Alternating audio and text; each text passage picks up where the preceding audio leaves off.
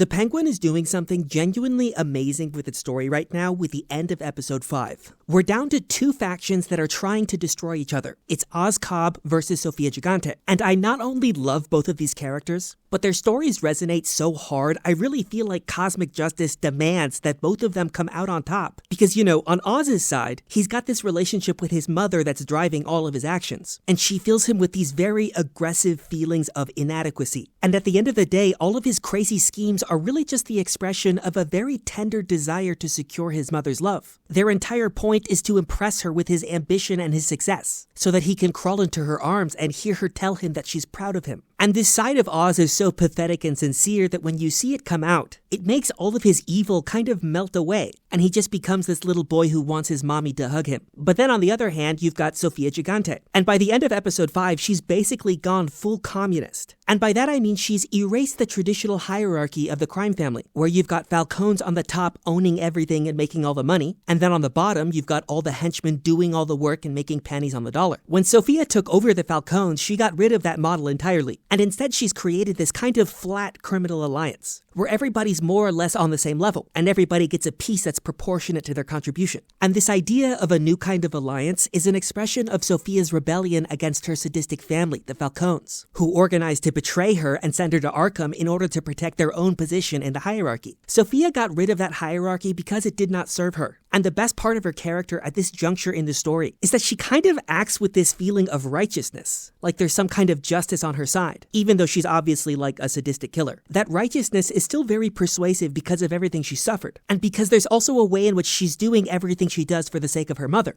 which coincidentally makes her kind of similar to Oz. And so we're now in this position in the broader story of the Penguin, where both Oz and Sofia are preparing to make a move on each other, to take each other out. And I just can't fully accept the idea that either of them is going to lose. And I also genuinely have no idea what's going to happen next.